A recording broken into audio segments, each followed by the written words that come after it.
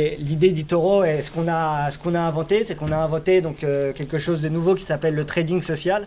Et aujourd'hui, on est le leader dans cette industrie.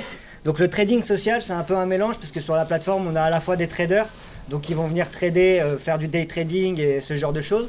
Mais on a aussi des investisseurs qui vont avoir une optique beaucoup plus long terme et qui vont vraiment créer des portefeuilles et créer des portefeuilles diversifiés sur le long terme.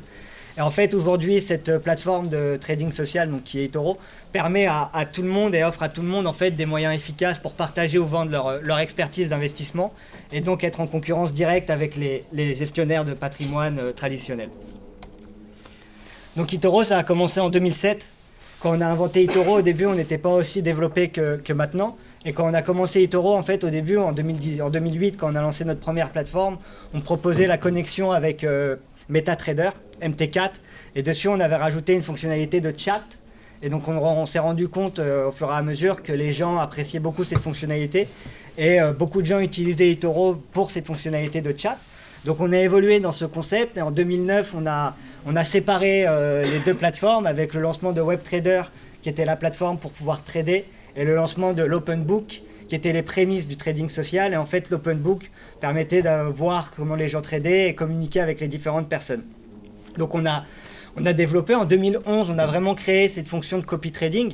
Donc plus que de seulement suivre et échanger avec les personnes, en 2011, on a permis à tous nos utilisateurs en fait, de copier les portefeuilles de tout à chacun en un seul clic de trading.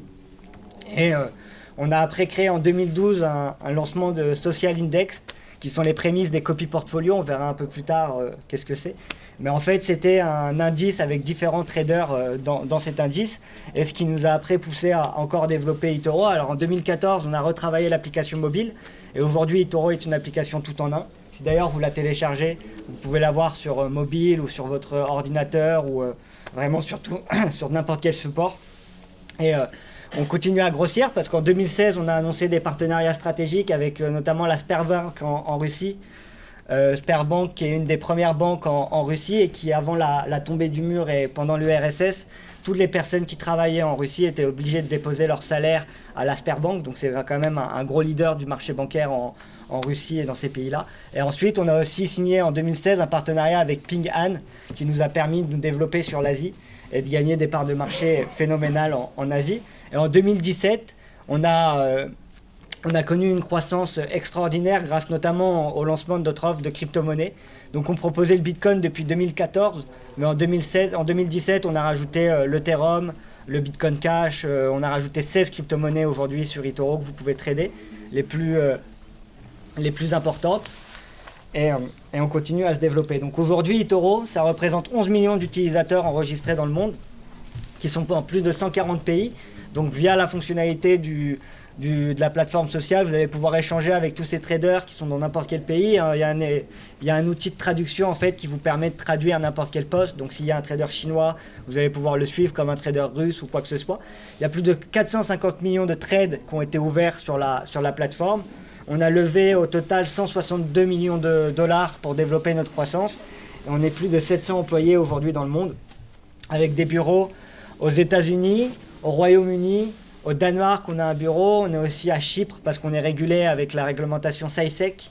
On a un bureau à Londres pour la réglementation FCA. On a un bureau en Afrique du Sud, en Australie, en Chine. Et on essaie comme ça de couvrir toutes les zones du monde. Et donc la dernière levée qu'on a faite, c'était une levée de 100 millions de dollars qui a été lead par China Minsheng Financial et où il y a eu plusieurs partenaires asiatiques qui ont suivi le fundraising, parce qu'il y a le SBI qui est un fonds d'investissement japonais qui a participé à ce deal, ainsi que Korean Investment Partners qui sont des gros groupes de VC en Asie. Donc ce qu'on propose chez eToro est notre différence par rapport à d'autres plateformes de trading classiques. Alors que sur d'autres plateformes de trading classiques, vous allez pouvoir seulement trader. Là, vous allez à la fois pouvoir échanger et donc trader, mais dans 23 langues différentes. On supporte 15 marchés actions, donc que ce soit le CAC 40, le Nasdaq ou d'autres indices américains. Et vous pouvez trader de 130 pays chez eToro. Donc on est réglementé pour opérer sur 130 pays à travers le monde.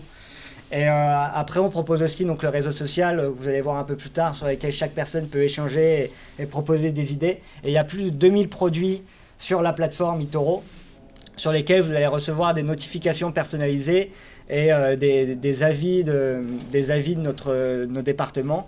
Et on propose à la fois les actions, les ETF, les crypto-monnaies, les matières premières, les indices, etc., etc. Donc ça vous permet en vrai, en fait sur eToro, sur la même plateforme, vraiment trader toute une classe d'actifs différentes. Et donc si vous voulez faire du trading d'actions et de crypto-monnaies, vous pouvez le faire via eToro directement sans avoir à changer de plateforme. On propose aussi le programme Popular Investor.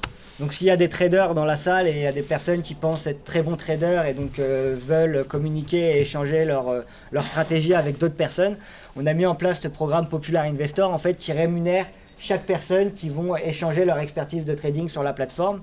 Et ça monte, donc il y a différentes catégories et ça peut monter jusqu'à 2% de l'asset under management une fois qu'on est Popular Investor Elite. Bon, alors bonjour à tous. Donc je m'appelle Antoine Fraissoulier. Moi j'ai intégré eToro il y a peu de temps, il y a 6 mois.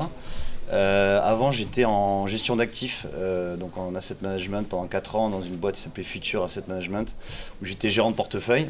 Mais aujourd'hui donc j'ai intégré une boîte qui pour moi a beaucoup d'avenir, qui est une fintech. Si vous voulez, un petit peu le passage entre l'ancien monde de la finance et le nouveau. C'est vrai que le fait qu'il y ait quand même une grosse communauté d'utilisateurs de cette plateforme, parce que comme l'a dit David, il y a 11 millions d'utilisateurs répartis dans plus de 100 pays. C'est une plateforme en fait qui est vraiment didactique et facile d'accès pour les utilisateurs. Il y a vraiment toute une communauté d'entraide en fait. L'idée ça a été quand eToro a été créé en 2007. Par les fondateurs, l'idée ça a été vraiment de démocratiser l'investissement pour tout le monde, avoir accès à l'investissement, c'est-à-dire qu'avant on avait quand même l'impression, enfin c'est d'ailleurs parfois encore le cas, mais que l'investissement et le trading est réservé à une certaine catégorie de personnes qui gagnent tant d'argent, mais en fait aujourd'hui chez eToro vous pouvez vous inscrire et à partir de 200 euros, vous pouvez commencer à faire du trading, ce qui n'est pas le cas dans les banques en général. Donc vraiment, eToro, c'est vraiment été démocratiser l'investissement, c'était vraiment le but. Voilà. Alors moi, aujourd'hui, je vais vous parler des actions. C'est vrai que les actions, c'est pas forcément ce qui est comme on le disait, le plus tradé par les utilisateurs. Et l'idée en fait c'est que si vous avez des questions, n'hésitez pas à m'interrompre, on va faire quelque chose d'interactif pour que si vous aviez la moindre question, on puisse vous répondre le plus correctement possible. Donc les actions, alors est-ce que vous savez à quoi ça correspond ou pas en général? Des propriétaires d'une entreprise. Ouais, voilà, c'est ça. C'est ça. Alors que lorsque vous achetez une action, en fait, vous avez un titre de propriété, vous êtes propriétaire d'une partie du capital d'une société. Donc en fait, plus vous allez avoir d'actions, plus vous allez avoir de titres de propriété. Qu'est-ce que ça va vous donner droit? Vous avez 2 droits avec les actions, c'est-à-dire que vous avez le droit de percevoir un dividende. C'est-à-dire que lorsque une société est en bourse, cotée en bourse, elle va choisir ou non de verser des dividendes. Et lorsqu'elle choisit d'en verser, lorsque vous êtes actionnaire, vous recevez une partie des dividendes, c'est-à-dire une partie du bénéfice de l'entreprise. Et ensuite, vous avez également un droit de vote. Alors le droit de vote, c'est pour exprimer lors des assemblées générales votre sentiment, si vous êtes contre ou pour la politique, la stratégie de la société qui est appliquée, même si c'est vrai que lorsqu'on est actionnaire de Total ou de Sanofi, le droit de vote pour les petits porteurs n'est pas vraiment très important, mais lorsque vous êtes sur des tailles intermédiaires, des ETI par exemple, des entreprises de taille intermédiaire, votre droit de vote peut compter dans la stratégie de la société. Juste pour ajouter une chose sur le droit de vote, si vous détenez une action de n'importe quelle société, vous avez le droit d'aller au conseil administratif de l'entreprise. Et même avec une action, normalement, ils n'ont pas le droit de vous fermer les portes et vous pouvez participer au CA de l'entreprise. Tout à fait. Donc ensuite, à quoi ça sert une action? Une action, lorsque vous êtes une entreprise à plus de deux personnes, ça va vous permettre de vous constituer donc un capital, vous faites un apport et ensuite le capital est redistribué en actions pour les actionnaire. Ensuite, si l'entreprise veut croître, vous pouvez émettre de nouvelles actions pour attirer des investisseurs. Et lorsque l'entreprise a une certaine taille et qu'elle veut vraiment croître et donc elle s'introduit en bourse. Et donc c'est là où elle fait appel à l'argent public finalement. Pour des besoins de financement assez importants et si elle veut investir et se développer de manière assez importante. Et en général, lorsqu'une entreprise s'introduit en bourse, elle ne met pas tout le capital à disposition donc du public. Elle met une partie du capital et cette partie du capital est appelée le flottant. Et c'est le capital flottant qui est ensuite disponible en bourse via des actions. Et donc vous pouvez acheter si vous pouvez vous permettre. Alors, est-ce que vous avez des questions par rapport à ça ou ça va? Oui. Juste les dividendes, on n'a pas parlé, mais voilà, sur eToro. Alors justement, ça va être la partie suivante. On en parlait précédemment. On a mis en place donc, chez eToro pour promouvoir un peu les actions. En mai 2019, donc en mai de cette année, on a mis en place le zéro commission. D'ailleurs, vous avez une plaquette à disposition. Le zéro commission, qu'est-ce que c'est? Alors, c'est aucun frais additionnel, on va dire. C'est-à-dire que lorsque vous achetez une action chez tout type de broker, vous allez avoir des frais de transaction ou des frais de courtage, c'est la même chose. Ces frais-là sont zéro lorsque, comme on l'a dit précédemment, vous ne prenez pas d'effet de levier. Voilà. Ensuite, vous n'avez aucun frais de roulement. Les frais de roulement, en fait, c'est, et ça on vous le dit assez peu, lorsque vous allez acheter des actions chez des brokers, si vous tenez votre position, alors 99% du temps c'est des CFD, et lorsque vous dépassez la position overnight, c'est-à-dire que dès que vous gardez la position après la clôture de la bourse, donc à 17h30, et vous la gardez jusqu'au lendemain matin, vous avez des frais de roulement, ça s'appelle les rollovers. Je ne sais pas si vous avez déjà entendu parler de ça, mais c'est tous les brokers prélèvent ces frais, donc les frais de roulement. Et donc nous, on les met pas en place, enfin on les prélève pas. Et puis également, vous n'avez pas les frais de gestion. Alors les frais de gestion, ça peut être des frais trimestriels, c'est les frais de tenue de compte qui sont également prélevés chez l'ensemble des brokers, et ces frais-là ne sont pas prélevés. Voilà. Et du coup, concernant les dividendes, vous pouvez les percevoir lorsque l'entreprise donc les distribue.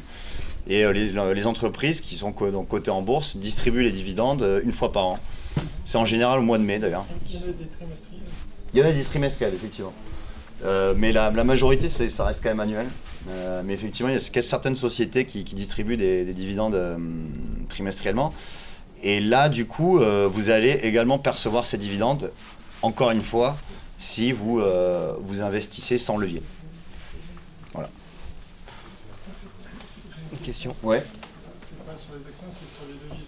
Oui. Vous parliez des frais overnight. Oui. Donc, imaginons que je sois vendeur sur l'euro-dollar. Est-ce que donc c'est une différence de taux d'intérêt? Oui, tout à fait. eToro me verse la différence. Ouais. Le crédit, on débite en fonction du montant. Non, une crédit puisque je suis vendeur. Oui. Alors en fait, là c'est complètement différent. C'est-à-dire que là on parle de taux d'intérêt entre les devises. Ouais. Effectivement, lorsque vous êtes vendeur d'une devise qui a un taux d'intérêt supérieur à la devise achetée, vous êtes crédité du différentiel de taux d'intérêt. Ouais. Et je suis crédité où? Sur le compte eToro? Probablement, ça je sur sais le pas. compte eToro directement. Je pense que c'est Directement le montant s'ajoute à votre capital disponible. Et on le voit quelque part. Ouais, dans les fonds disponibles. Pour revenir sur les actions, le zéro commission marche que à l'achat. Si vous vendez des actions, parce qu'il est possible de vendre avec des CFD. Vous pouvez vendre d'abord l'action et après la racheter. C'est comme la vente à découvert. Là, vous allez être prélevé, des commissions vont être normales. C'est-à-dire c'est 0,09% de frais. Voilà. Pas de questions par rapport à ça, ça va? Si. Par rapport à d'autres organismes financiers qui prennent eux des commissions, votre modèle de revenu il est ailleurs? Il est sur les autres actifs. Il est sur les devises, les matières premières, les indices et les crypto-monnaies. Et en fait, un truc, vous êtes un courtier ou pas? Ah oui, on est courtier, ouais. Vous êtes un courtier. Ouais, on est courtier, ouais. Sur les actions, enfin. Courtier sur tous les actifs qu'on propose, sur les 2000 actifs qu'on propose. J'anticipe. Oui. J'anticipe peut-être, mais des choses comme des PEA ou des PEAP, Ouais. ça rentre chez vous? Ah non, pas du tout. D'accord. Parce que ça, c'est uniquement les banques qui peuvent ouvrir des PEA et des PEAP.